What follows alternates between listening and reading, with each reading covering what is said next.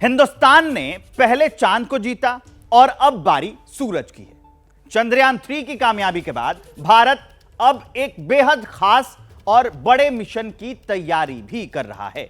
सूर्य और सौर मंडल के बारे में हम बरसों से काफी कुछ पढ़ते और सुनते आए हैं, लेकिन ऐसा पहली बार होगा जब भारत सूरज को करीब से जानने और समझने की कोशिश करेगा। करीब से, क्योंकि यह सूरज है, चांद नहीं है। सूरज का तापमान इतना ज्यादा है कि उसकी सतह पर उतरने के बारे में फिलहाल सोचा भी नहीं जा सकता, लगभग यह नामुमकिन है।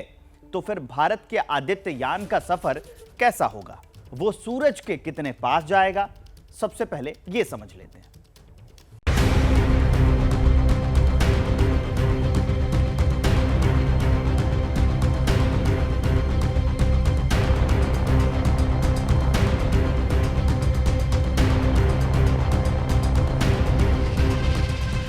आदित्य L1 को इसरो के PSLV C57 रॉकेट से लॉन्च किया जाएगा।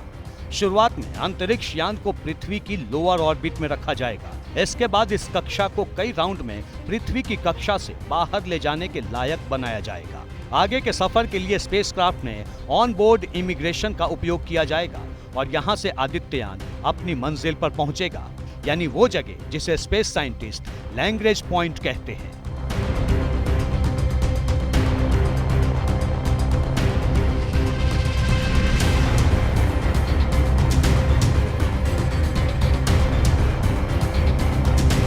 पृथ्वी से करीब 15 लाख किलोमीटर दूर पहला लैग्रेंज पॉइंट है। लैग्रेंज पॉइंट वो जगह है जहां अगर कोई वस्तु रखी जाए तो वो उसी स्थिति में रहेगी। तकनीकी रूप से लैग्रेंज बिंदु पर दो बड़े पिंडों का गुरुत्वाकर्षण खिंचाव बराबर का होता है। आदित्य L1 में जो आदित्य है वो सूर्य की ऑब्जर्वेशंस के लिहाज से वो ऑब्जर्वेटरी है। L1 वो बिंदु है जो कि पृथ्वी और सूर्य के बीच की एक्सिस में एक विशेष स्थान पर आता है। ये वो स्थान है जहाँ सूर्य और पृथ्वी के बीच जो है जो गुरुत्वाकर्षण है उस स्थान पर जो है बराबर हो जाता है। तो कोई भी चीज़ वहाँ रहेगी तो पृथ्वी के साथ, जैसे पृथ्वी सूर्य का चक्कर काटते तो उसी कोणीय वेग से वो उसके चारों तरफ जाएगा, यानी उतने ही समय में वो साल भर में वो सूर्य की परिक्रमा करेगा। L1 बिंदु इसलिए है, इसका नाम फ्रेंच गणितज्ञ लाग्रांज के नाम पर है और उन्होंने इस प्रकार के सॉल्यूशंस निकाले थे जो कि दो ग्रेविटेटिंग बॉडीज़ के बीच किस प्रकार से एक दूसरे को गुरुत्वाकर्षण के बल से जो है प्रभावित करते हैं। सूर्य और पृथ्वी के लिए कुल 5 लैग्रेंज पॉइंट हैं, जिन्हें L1, L2, L3, L4 और L5 कहा जाता है। क्योंकि भारत का आदित्य लैग्रेंज बिंदु L1 तक ही पहुंचेगा, इसलिए इसका नाम आदित्य L1 रखा गया है। इस समय आदित्य पृथ्वी से 15 लाख किलोमीटर की दूरी पर होगा और इस सफर को पूरा करने में आदित्य को करीब 4 महीने लगेंगे। आदित्य मिशन जब वहां पर रहेगा, तकरीबन 5 साल की जो ये पूरी ड्यूरेशन है इस मिशन की, तब वो सूरज को हर सेकंड पढ़ेगा। सूरज को हमें इसलिए पढ़ना जरूरी है क्योंकि सूरज जो है वो स्पेस वेदर को कंट्रोल करता है। जीवन की उत्पत्ति में सूरज का बड़ा रोल है और अभी जो जीवन चल रहा है धरती पर, उसको अगर किसी भी दिन सूरज से निकलने वाले जो सोलर फ्लेयर्स होते हैं, जो कोरोनल मास इजेक्शन होता है, जो high energy particle, high energy radiation, जो सूरज का गुस्सा निकलता है, जो कि एक नॉन प्रॉपर्टी है सूरज की, उससे हमें यह समझना भी बहुत जरूरी है कि उसका कारण क्या है। L1 पर पहुंचने के बाद आदित्य और उसके साथ जा रहे 7 पेलोड एक्टिव हो जाएंगे। ये अलग अलग फोटोस्फेयर, क्रोमोस्फेयर और सूर्य की सबसे बाहरी परत यानी कोरोना पर रिसर्च करने में मदद करेंगे। इसमें कुछ खास उपकरणों की मदद ली जाएगी, मसलन solar ultraviolet imaging telescope, plasma analyzer, solar low energy x-ray spectrometer, high energy orbiting x-ray spectrometer और मैग्नेटोमीटर। आदित्य L1 के जरिए ये जानने की कोशिश होगी कि सूर्य की बाहरी सतह का तापमान करीब 10 लाख डिग्री तक कैसे पहुंच जाता है। आदित्य L1 पेलोड का इस्तेमाल करके सूर्य की लपटों के साथ इसके चुंबकीय क्षेत्र के बारे में जानकारियां जुटाएगा। इसके अलावा कोरोनल हीटिंग और सौर हवा को समझना एक बड़ा मकसद होगा। वो वातावरण जिसको हम कोरोना कहते हैं वो पूर्ण सूर्य ग्रहण के समय दिखाई देता है। तो पूर्ण सूर्य ग्रहण के समय कोरोना का अध्ययन सुचारू रूप से 19वीं शताब्दी के मध्य से शुरू हुआ और उसके बाद जो है पूर्ण सूर्य ग्रहण के अध्ययन के लिए वैज्ञानिक जो हैं एक्सपेडिशंस करते रहे हैं।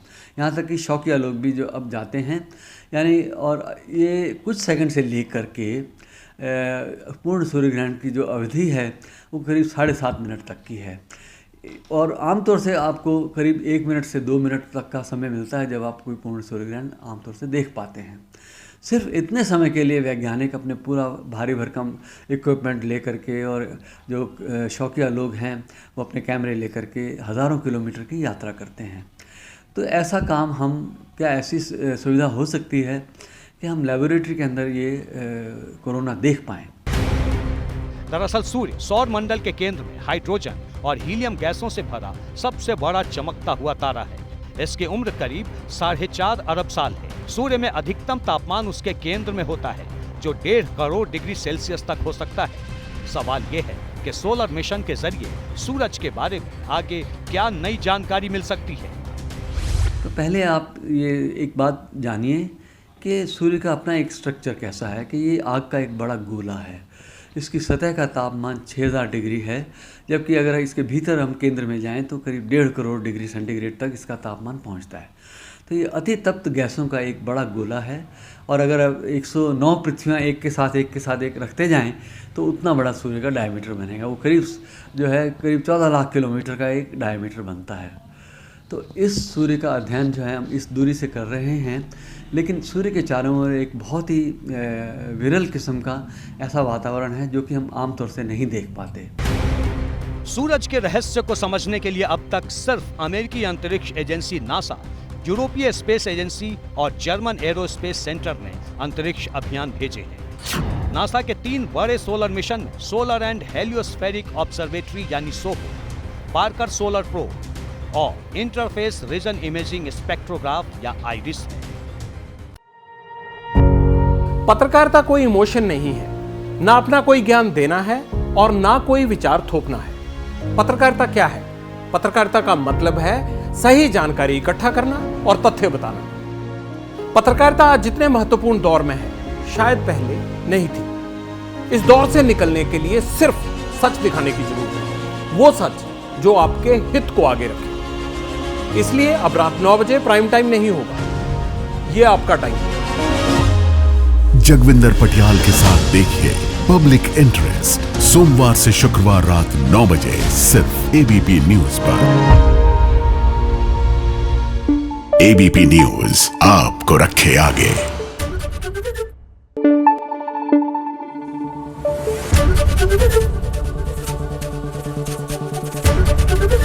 एबीपी न्यूज आपको रखे आगे।